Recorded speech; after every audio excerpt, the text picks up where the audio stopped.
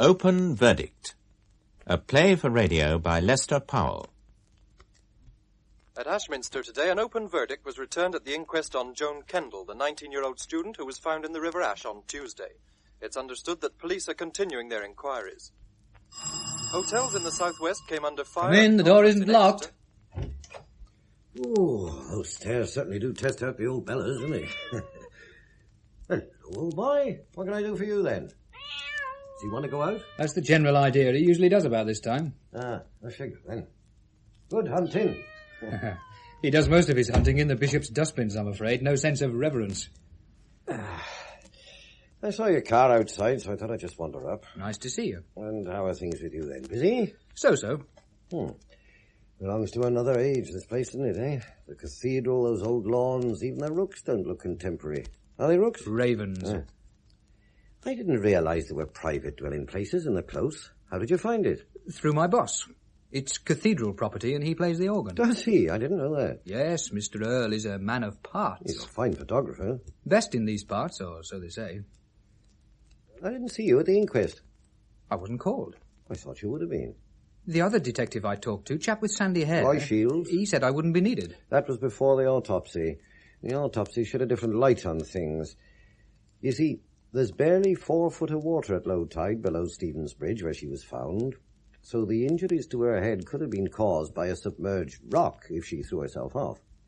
On the other hand, she could have been crushed on the bank and then thrown in. Is that what they think?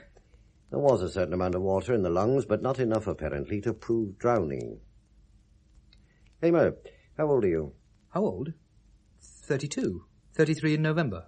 Why? And you've been in Ashminster how long? Just over a year. Working for Graham Earl all the time? More or less. You take pictures too? No, I do the selling. Postcards, calendars, the occasional illustrated guidebook. And how much does that bring in then? About 17 a week after tax. Oh, not much, is it? Well, I work the thin end, mostly.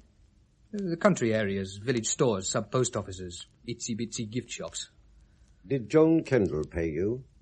What for? The tuition. It wasn't tuition. I was helping her prepare for an exam. In what? Modern history, her subject. Oh, yes, you've got an Oxford degree, haven't you? Cambridge, actually. Talk about her. Give me a picture. Something to bite on.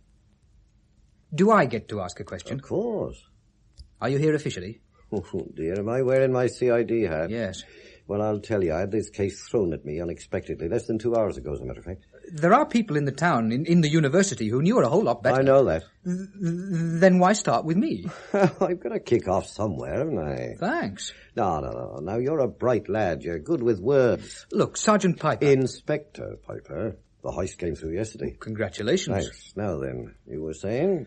I'm not completely stupid. Oh, my dear chap. An open verdict means that the whole thing, circumstances of her dying, happenings leading up to it, all open to suspicion. Investigation. By definition, then, anyone connected with her is open to suspicion. If you'd prefer it formal, we could wander down to the station. What I mean, there's method in this, isn't there? Dropping in like casually in the quiet of a summer's evening. I mean, there's technique in it, isn't there? You'd feel happier, more relaxed in an interrogation room. No. Oh, wise choice. They've just redecorated it mustard yellow, like fever. Shall we talk? Go ahead. How did you meet her? Arnold Rowland's gift shop. Ah, yes, Ashminster Gifties. He's a customer of mine. She works for him, full-time out of term, part-time in term. And so one day she says, Mr. Hamer, I need a hand with my history. I asked her to a symphony concert at the cathedral. Good. I want to make the distinction clear. What distinction? That you saw her first as a girl, as a woman, afterwards as a student. Wait, you're going at those fences too fast. You're saying there was a sexual attraction. And wasn't there? I don't see the relevance. That's just what I'm looking for, a point of relevance. She didn't die in that river for no reason at all, you know. Now, put it this way. She has cross eyes and knock knees. You still ask her to the concert? I can't answer that. Because she didn't have cross eyes and knock knees? Right. What happened at the concert? They played Berlioz, Saint-Saëns, Frederick the Great. Who? He found time to write music between building Potsdam and fighting wars. Oh. Afterwards, we had coffee.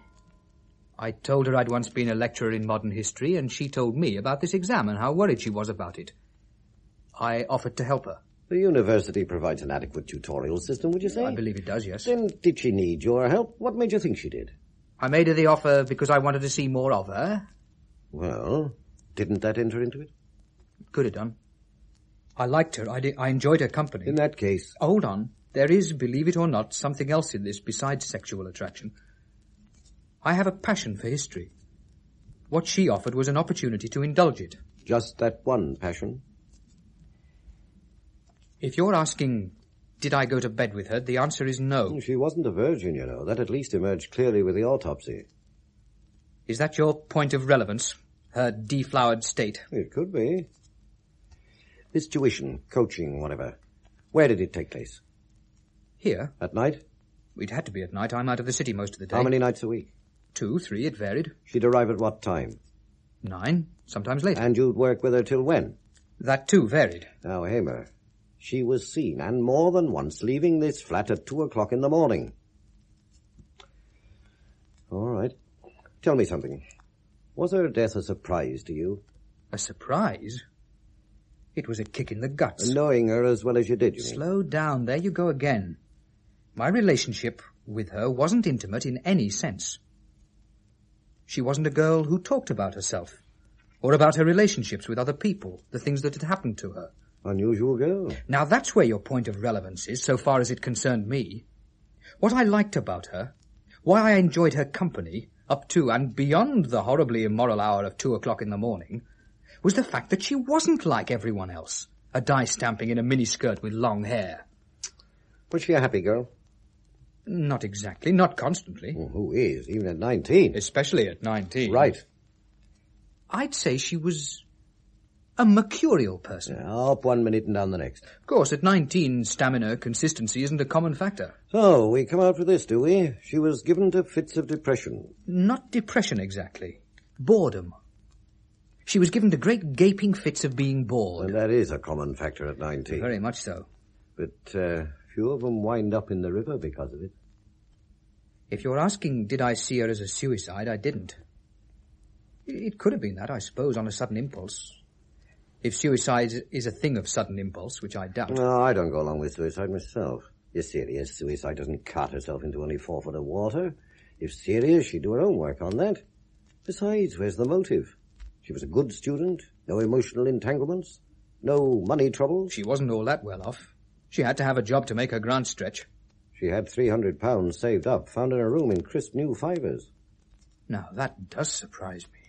She often complained of being short of cash. So, what do you think? About the £300? Why she died? An accident? She was standing on Stevens Bridge in the middle of the night when she comes over all faint and topples off. It's a possibility, isn't it? Hardly. The parapet on that bridge is 5 foot high. Not something you could just trip over. How much did Arnold Rowland pay her? Oh, I don't know. But not enough, I should imagine, to account for her having £300. Rowland's a tight man with £1. Well, thanks. We'll talk again. If anything occurs to you, something you've forgotten, you can contact me at the station. Who there? Oh, it's you. Hang on a minute.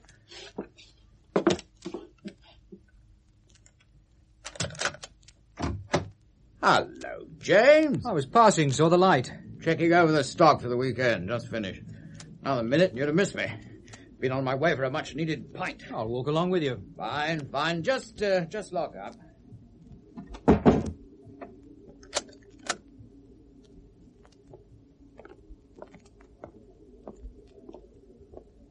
Coming across the grass? Yes, to the Lion. Care to join me? I won't, thanks all the same. I'm on my way to the cathedral. Well, I don't have services this time of night, do they? Organ practice. I have to see my boss. Oh, that reminds me. I could do with some more postcards. Cathedral series. Sell a flock over the holiday. I'll drop you some in the morning. 10 dozen. Better make it 12. Will do. You heard the verdict? On the radio. I suspect foul play, then. Presumably. Violent times, these. Even Ashminster offers no protection. When I first heard about it, I said, suicide. Poor girl drowned herself. High rate of suicide among students. They worry. Not like in my day. Have the police been on to you, Arnold, since the inquest? No. Chap from the CID called on me this evening, Inspector Piper. Harry Piper? I don't know his first name. Above my age, thick-set, dark, Cornish-looking with a cleft chin. That's him. Well. Small world. Harry Piper and I used to play in the county rugger team together. One of the best lock forwards we ever had. He may be calling on you, too. Oh, I'd be glad to see him. Not that I could tell him much about the girl. I didn't know her all that well. Outside the shop, I mean. Never even saw her outside the shop. Rather funny, really. Ashminster isn't all that big. By the way, they know about the £300. Oh? Do they? I thought you'd be interested. Yeah? Well, here's where I leave you. See you in the morning.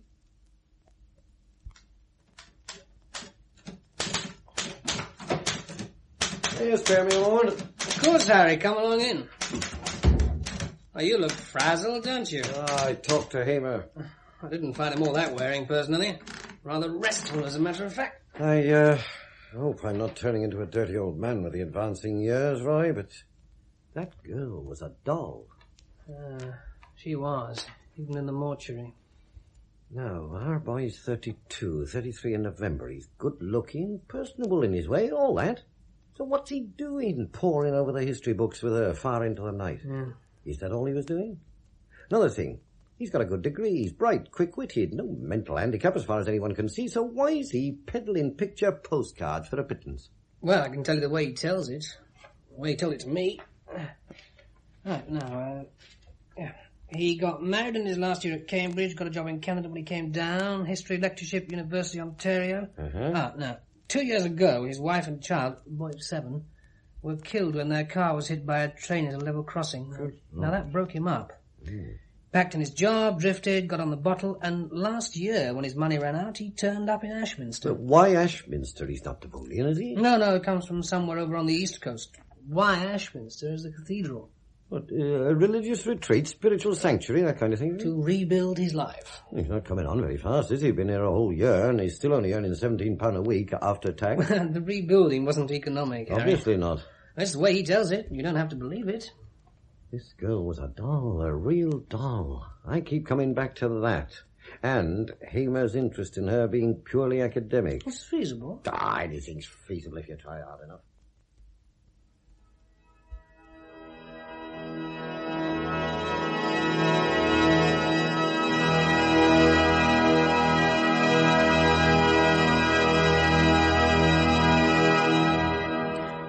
Oh, hello, James.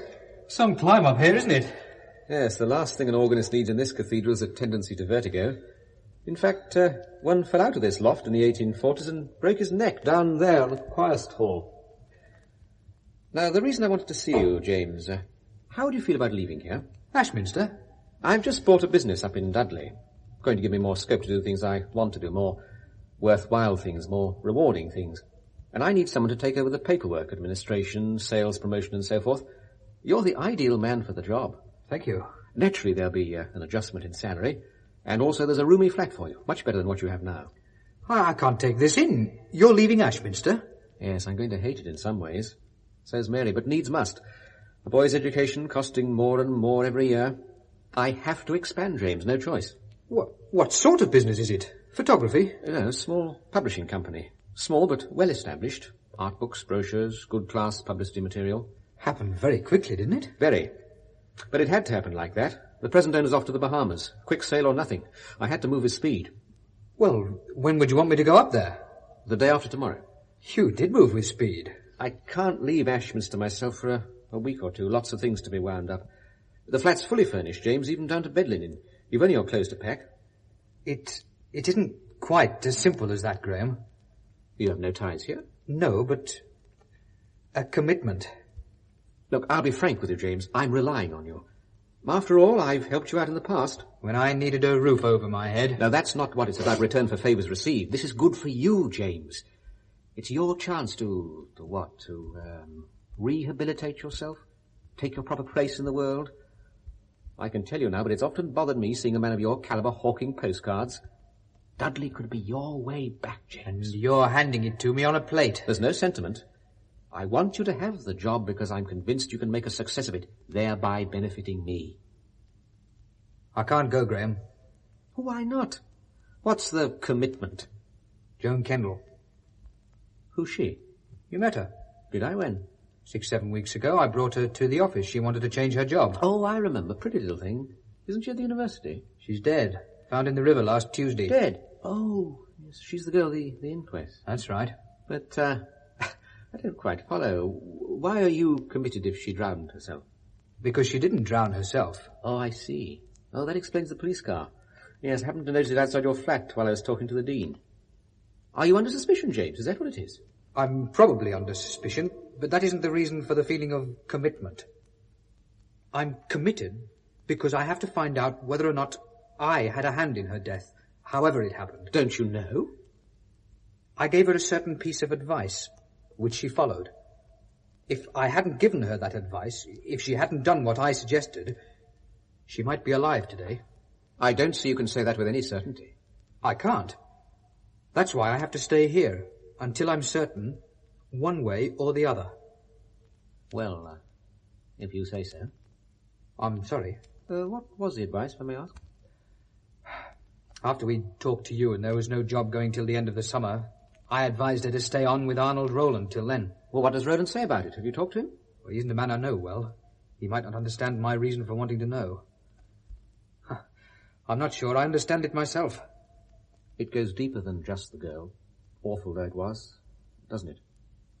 Yes. This is the second time in 2 years that I've had a close connection with violent death. Oh, you weren't culpable. Not the first time. Oh, you were driving that car, yes, but that was all. Why did I escape then? Why wasn't I smashed to death along with them?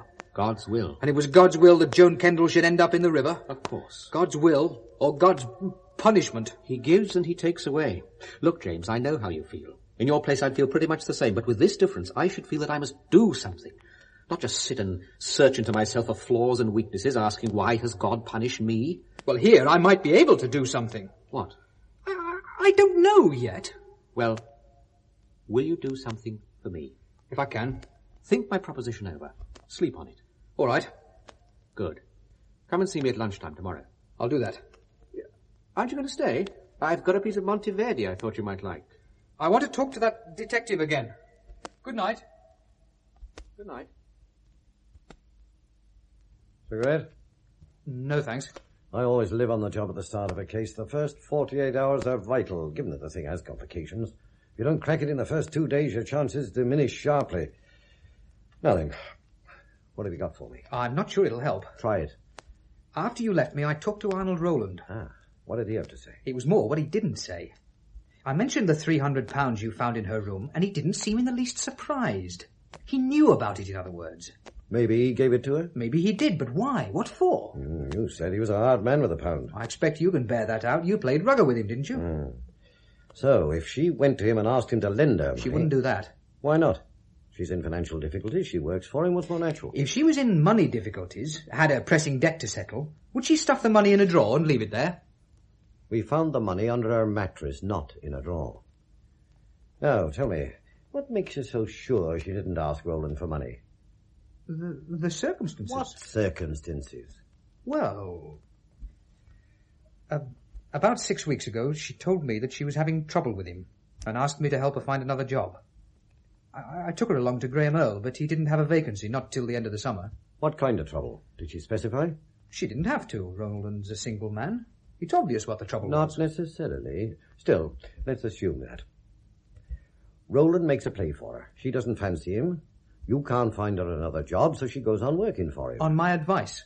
She needed the money coming. She could have found another job without your help. Why didn't she? I told you. I advised her not to. Oh, you had that much influence on her, yet you maintain your relationship with her wasn't an intimate one? One can have influence without intimacy. Can one? I suppose so.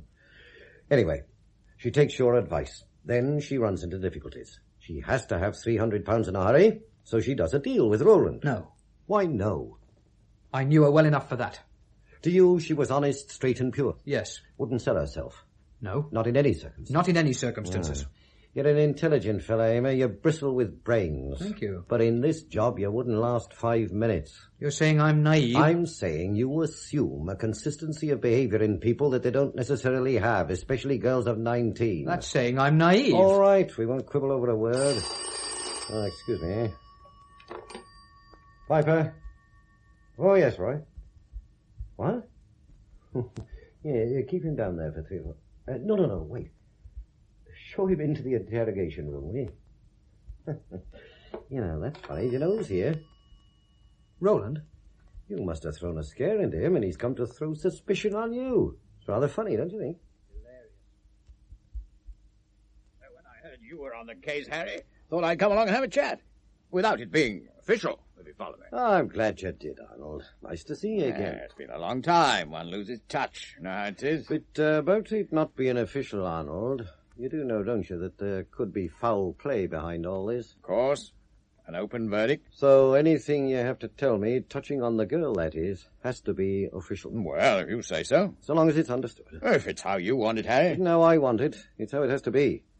Of course, if you just want to chew over old tides, we'll go round the corner and do it over a pipe. No. It's about the girl. Okay. Well, I have to explain first my own position, why I didn't come forward with this before. Take your time. There's no rush.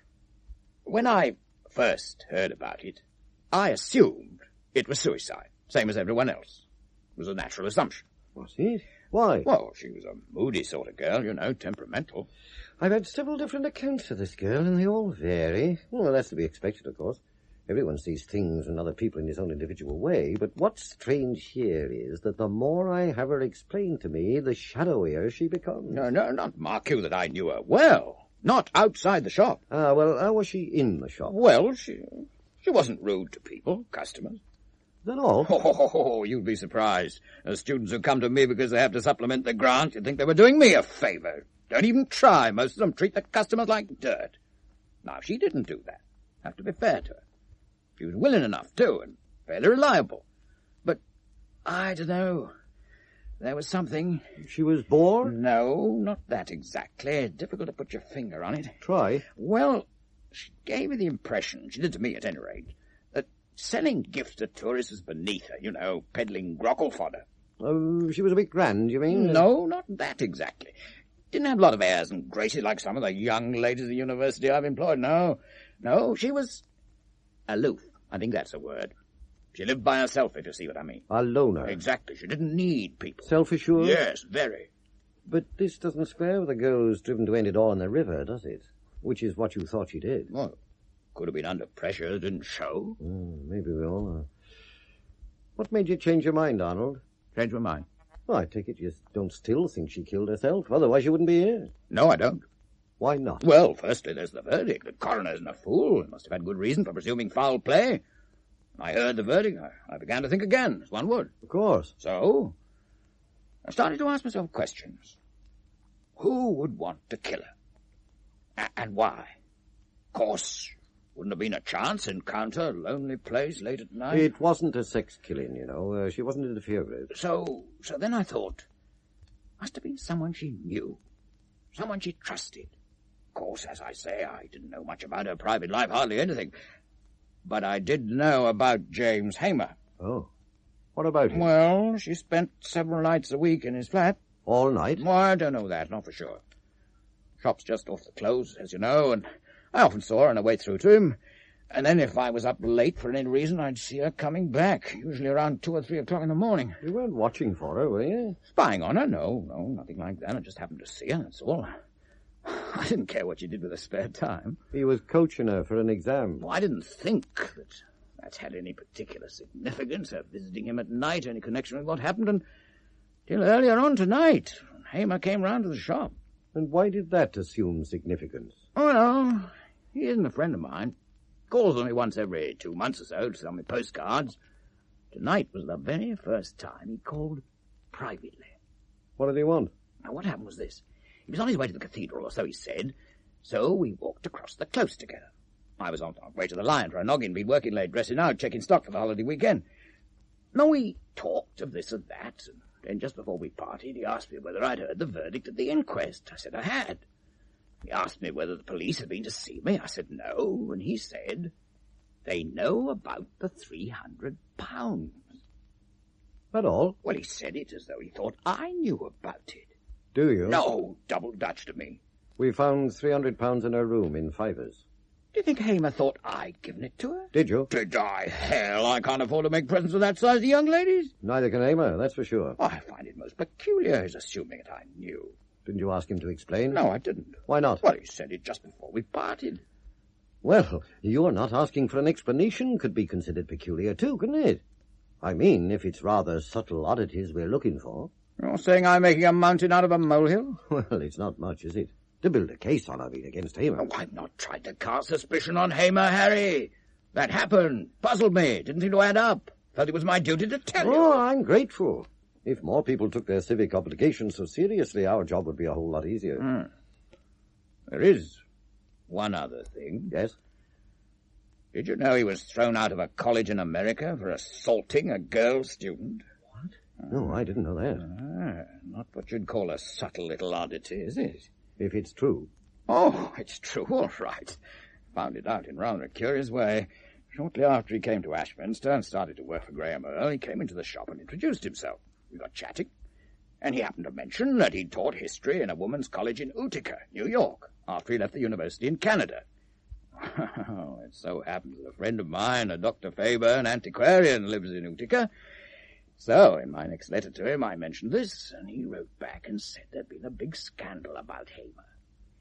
He'd attacked one of the students and been heaved out on his ear. I brought the letter with me.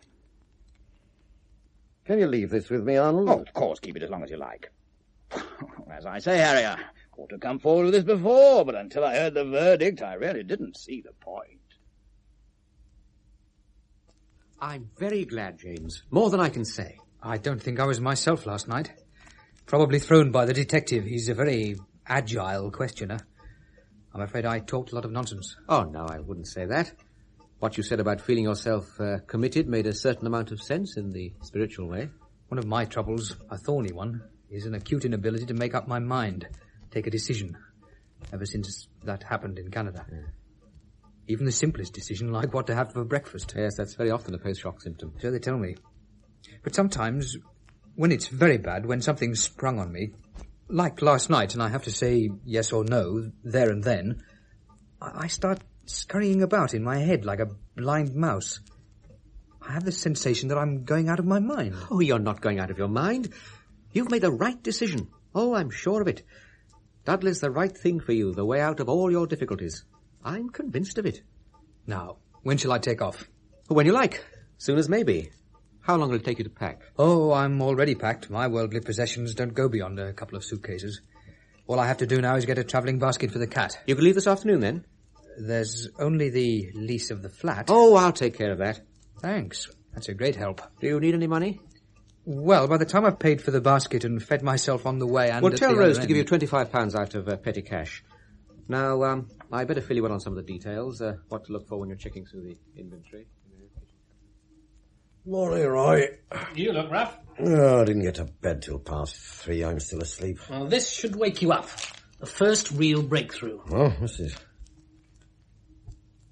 When did this come in? Half an hour ago. Oh, Bristol's really on their toes. You're sure there's no mistake? This is the girl Joan Kendall? Oh, it's Joan Kendall, all right. I circulated her picture last Tuesday afternoon. When can we see it? Oh, 15, 20 minutes. They're getting set up now. I'll buy you a cup of coffee to wake you up.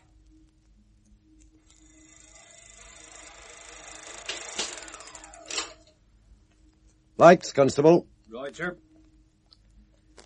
So, now we know where she got the 300. There's big money in pornography. Bigger than I thought. And he presented her as some sort of purity symbol. Hamer? Yeah, your dedicated scholar. Knows it all, but can't apply any of it to real life. Where are you going? There's another reel. You keep it. I want a call sent out for Hamer. I have a right to call a lawyer. Certainly, if you think you need one. Obviously I need one if I'm going to be charged with murder. You said anything about a charge? Then what am I here for? What is all this? You have me arrested on the road. Not arrested, old The son. police car almost rammed me into the We ditch. just want you to sit down, nice and quiet, and watch a film. What sort of a film? A blue film. This is why she was murdered. How's it coming, Roy? Just a few seconds. Hamer, what did you do when you left the university in Canada? I got a job in America, upstate New Doing the York. same sort of thing, lecturing in history? That's right, in a woman's college. How long did that last? Half a term. What happened? I quit. Why? Why? There was this girl, a student in my class, emotionally unbalanced, a sort of love-hate thing fixed on me. Came to my room one night, poured it all out on me. how unhappy she was, how it would all be all right if only I could care for her a little. When I tried to get her out, she raised the roof, accused me of trying to rape her. The dean said there'd have to be a full inquiry. I told her in that case that she could stick the job. You were afraid of the inquiry? If the dean wasn't prepared to accept my word before that of a girl obviously unbalanced, I didn't want to know. You're proud. I was short of time then. Or I thought I was. All set to go. Good.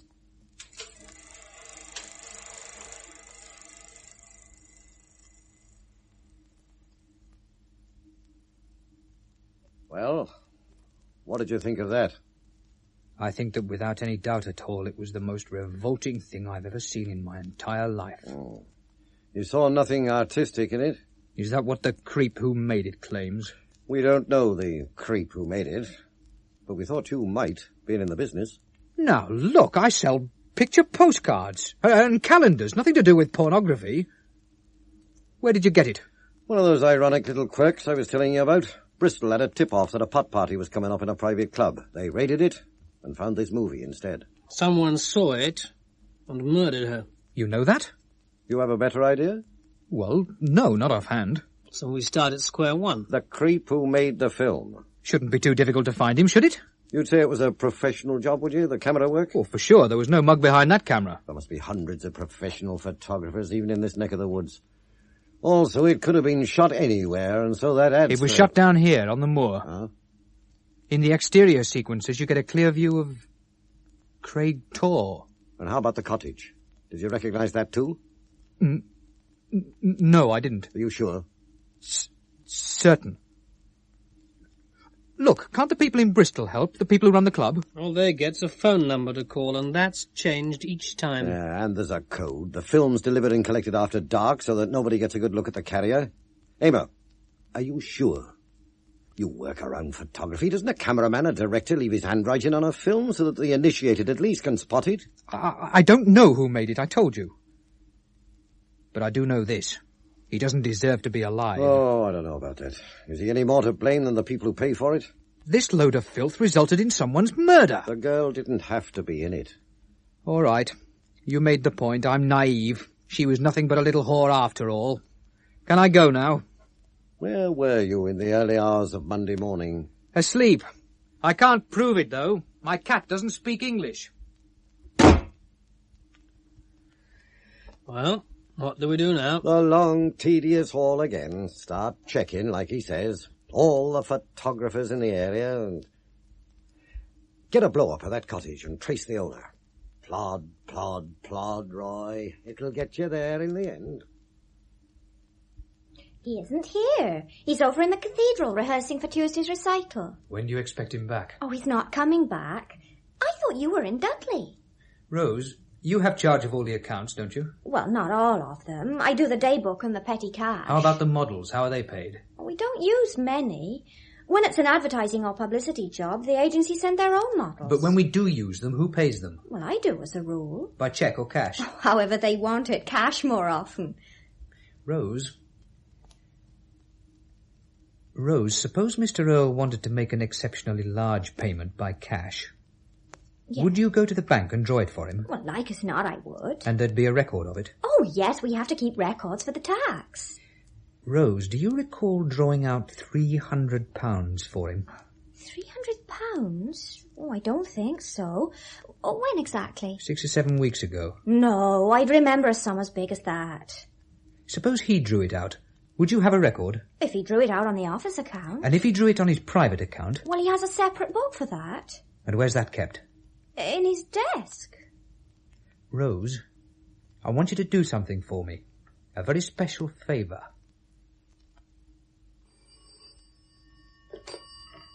Piper. What? Yes? What?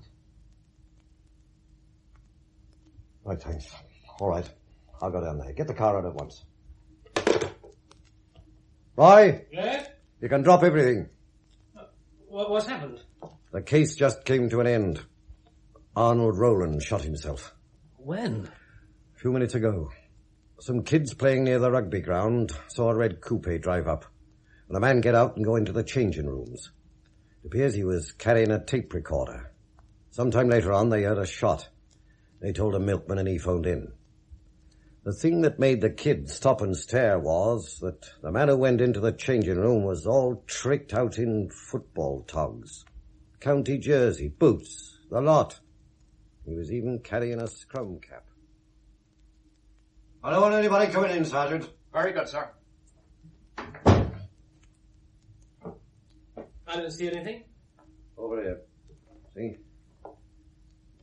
On the massage table. God, what a mess.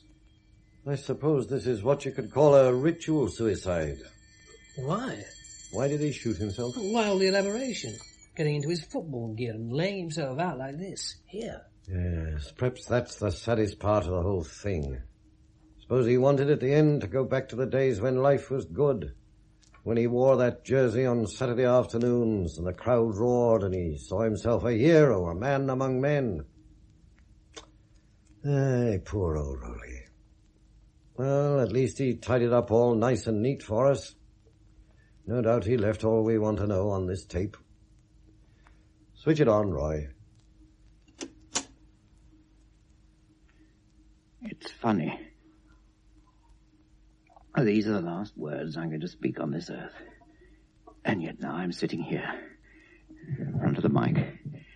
None of it seems real. As if it happened to someone else. How do you begin? At the end? The end of Arnold Roland? Well, everything will go on as before, won't it? I might never have lived for all the difference it's going to make. Sobering thought, eh? But maybe if I were like James Hamer, if I believed, I'd get a word of reassurance from up there. God would say, okay, love, you may not want to work it all out for yourself, but you didn't live for no reason at all. When you're through with this vale of tears, there's a cushy spot waiting for you up here in paradise. You're not just worm fodder, Roly boy, God would say. You do have an immortal soul, after all. When she first came to work in the shop, I didn't pay much attention to her as a woman. Apart from the thing I'll tell you about in a minute, I like women. I registered she was pretty, of course. You couldn't fail to do that. But I didn't do anything, make any move. I've had ladies from the university working for me before, and with them I've always stuck to the old Confucian maxim that a man shouldn't foul his own nest. Stuck to that maxim with her. At first, had I known what I know now, I'd have gone on sticking to it, but fast. How was I to know when she walked in, neat and trim, bit shy-looking, smiling easy, though with a smile that lit you up? How was I to know that my do walked in with her? You want some facts, don't you? Right. When did I first see her as a woman? Well, I can't give you the exact time, day of the week, even the month, but it was evening, after hours. We were dressing out the window together. She was arranging a display of tulip glasses, rather elegant, smoked from Czechoslovakia. She dropped one, cut her finger. Index finger of her right hand. I got the first aid box. Then it happened. For the first time, I noticed what beautiful hands she had. Firm and graceful, with character and purpose. That's what got me going, those white hands. Crazy. Since when have hands been erogenous as parts of a woman's body? After that trivial little thing, I was gone, completely gone. A sighing, swaying, throat-scraping adolescent right back to my teens. Extraordinary. Most of the time I felt I was someone else. Someone who irritated me. And all because of a pair of hands. I only had to see her walking towards me, and my throat would swell up, my tongue got too big for my mouth, my hands got bigger and more awkward, stickier. Sometime after this, I don't know how many days, not many, I plucked up my courage and asked her to have dinner with me. Now, stop it right there. Here we have to have an explanation. Old Rowley's attitude towards the opposite sex. Well, it was all right, provided they were birds, dollies, partridge. On a thrash with the lads after a big game, I never hung back, no, sir. when I was confronted by a woman you could get serious about, emotionally entangled, love, that kind of thing, I'd take all fast. I don't know why. That's crazy, too. Come to the end of your life and not understand a fundamental thing about yourself like that. Wasn't that I was scared of marriage? Who wants to be alone? More alone than you have to be. No, only to be attracted to the female, apart from the obvious thing, the sex thing. And I lost my nerve completely. Reduced to a fear-ridden pulp. Actually, it only happened once before Miss Joan Kendall walked her deadly way into my life. In fact, I was scared that I'd lose my masculinity when it came to the moment of consummation. That's why I ran. Maybe it's not so kinky after all. What causes more trouble between men and women than that simple act of consummation? Another fact. Cops always want facts, don't they? On the telly, always yelling for them like seagulls behind a ship. Facts, facts, facts. Give us the facts, as though a fact is something simple, something that comes with a water supply.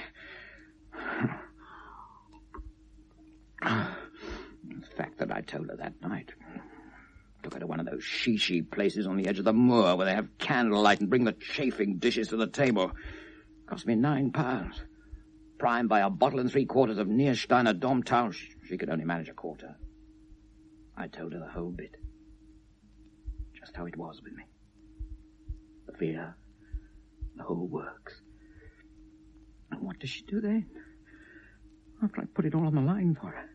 My life, my innermost feelings. She says primly it's getting late. And I have this early tutorial in the morning. Well, after that, another fact. She goes to James Hamer, as I subsequently find out, and tells him she's having trouble with me, and will he help her find another job? I do this agonizing, soul-bearing act, and she calls it trouble. What do you think? It's a new pitch? A variant on some old chestnut? This thing is bigger than both of us. Come and see me etchings. This what you thought? Who knows? I have no facts on what went on inside her head. My friend Harry Piper said the more he had her explain to him, the shadower she became. He was so right. I was in love with her, worked with her every day, yet she remained the original enigma, the smile on the Mona Lisa. I'm going to spare you and myself the details of what happened the next few weeks. Goes on working for me like nothing had happened. I'm servile, grateful for any sweet crumb of comfort, smile, even an acknowledgement of the fact that I'm living and breathing, for God's sake. We'll skip all those weeks smartish if it's all the same to you. All right, we come to the night before she died. That night, more to get away from myself and my thoughts, I drove her. No, I shan't name it. I don't want to cause any more trouble. Small club outside the city it was, a little gambling, music, pleasant bar. Chap who runs it, an old mate, says, "Glad you showed up tonight, Rowley, having a special film show for a select circle. £8 a head, 12, perhaps 15 guys, long room over the garage." A man was right. Special film. Very special. She was in it. That nice, rather shy girl. Serious student of history. Those fine hands. Star of a blue movie. And not looking as though it's any great agony. As her arm had been twisted. Just the reverse. She really put her heart into the work.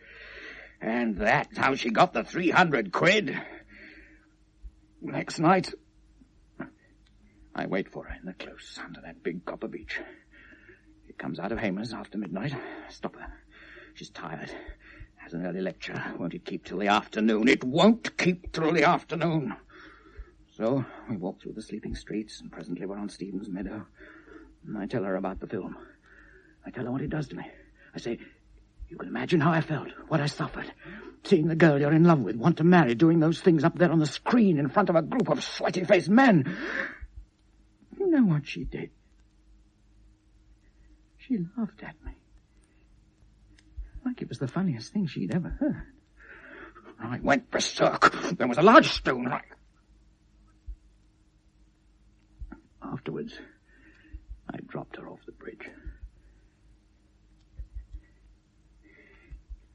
It's all yours now. Switch it off, Roy. What now? We get the rotten bastard who made the film, of course. Any ideas? Ideas? A hunch, perhaps. No. More than a hunch. A growing conviction.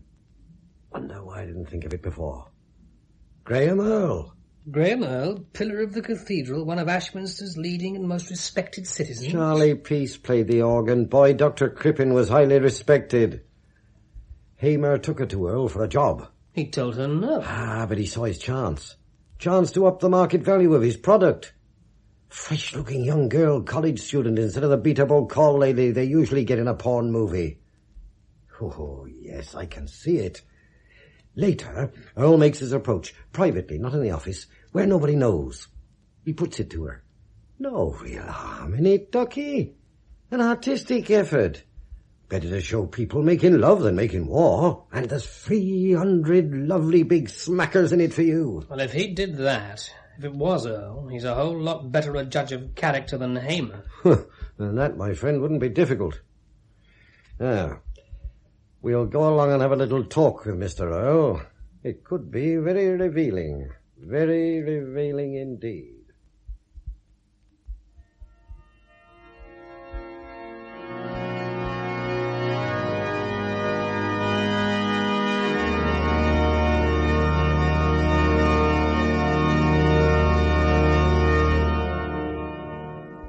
James, I thought you were in Dudley.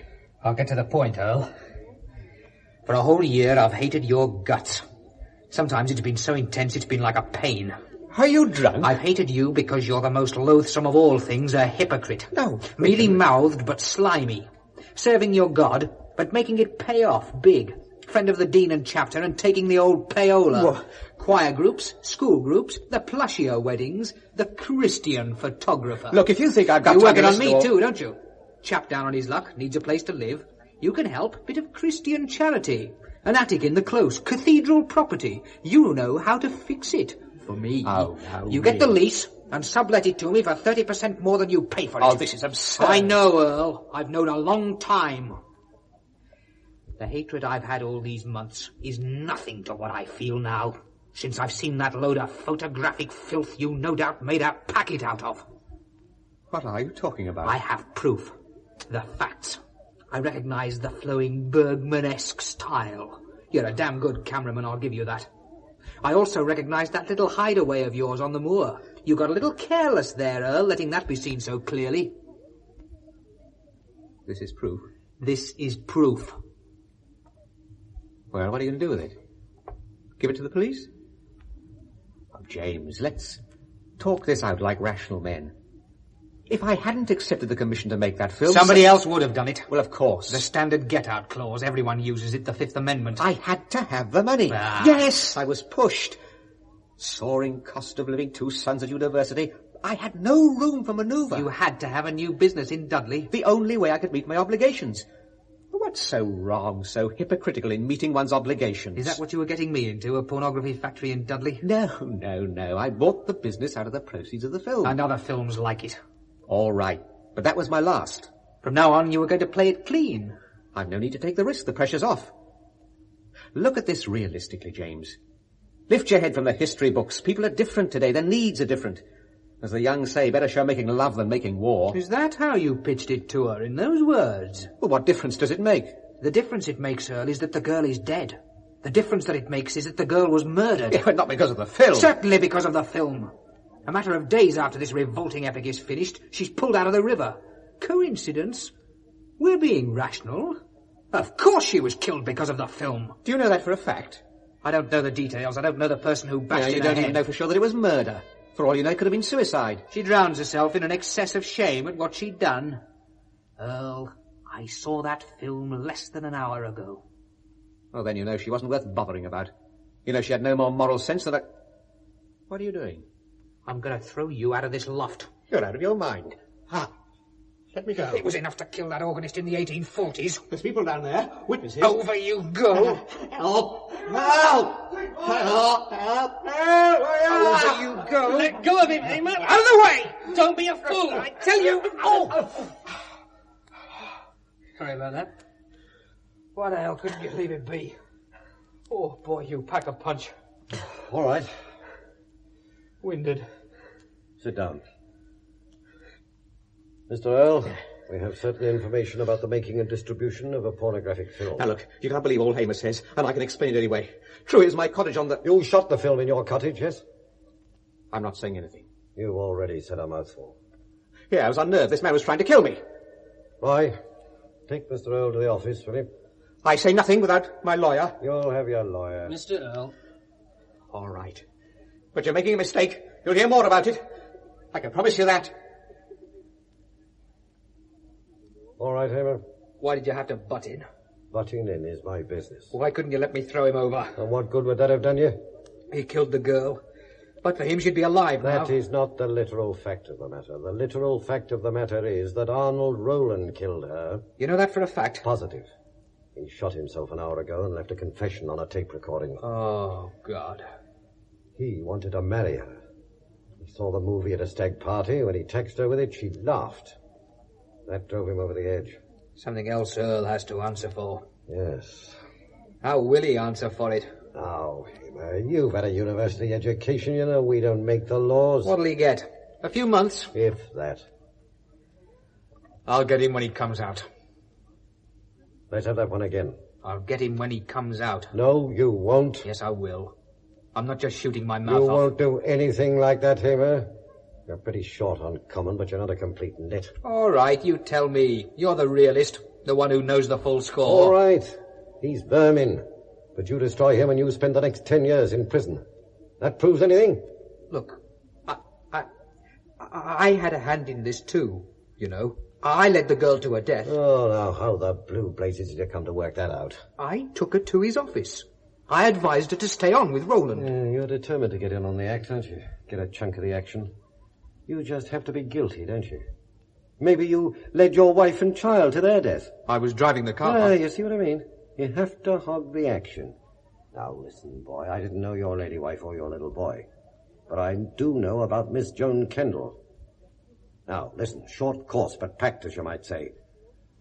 I don't suppose Mr. Graham Earl had to use a thumbscrew to get her to be in that film, do you? Now, look, Piper. Answer the question.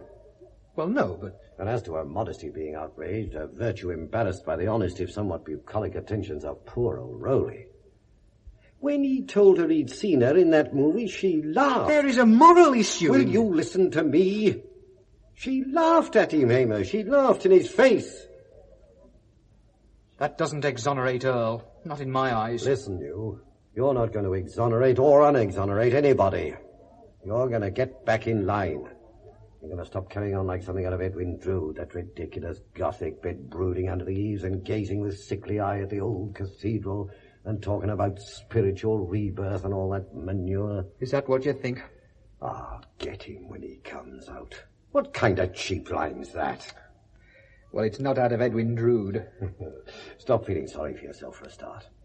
Now, other people have lived through what you've lived through, lost as much as you have, and more, and got on doing a decent job, and not giving trouble to some poor, hard-working, underpaid policeman. Piper, I meant to throw him down there. That was no acting caper. I know that. If we hadn't come along, you'd really be up the creek now, wouldn't you? Look, go back to what you can really do, will you? Teaching history. You can't do so much harm there. Thanks. Also, you might have a bit better influence on the next Joan Kendall you meet. You might be able to stop her selling herself for 300 quid. You think so? I wouldn't put my money on it. Oh, come on. I'll buy you a beer. I know how you feel. But it's all in that day's work. Honestly, I promise you. That was Open Verdict by Lester Powell. Inspector Piper was played by Charles Simon, James Hamer by Eric Allen, Arnold Rowland by William Fox, Roy Shields by David Valler, and Graham Earl by Clifford Rose. Production was by Martin Jenkins.